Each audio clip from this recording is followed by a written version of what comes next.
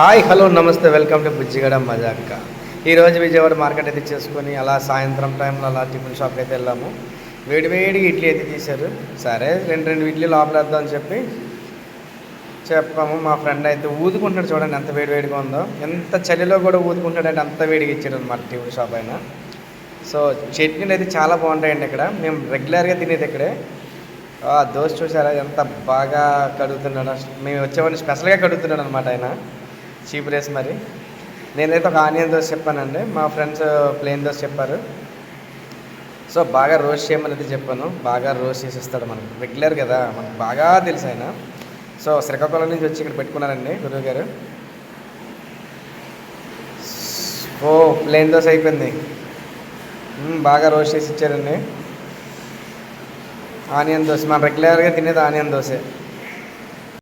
చల్లన్న సాయంత్రం వేడి దోశ మామూలుగా లేదు. మరి ఇక్కడ క్లైమేట్ సూపర్గా ఉంది, క్లైమేట్ అండి, చల్లగా ఉంది, అదిరిపోయింది, మామూలుగా లేదండి. Thank you for watching. ఎవరన్నా వస్తే విజయవాడ ఇక్కడ విజిట్ చేసి చేసుకోవచ్చు. Thank you.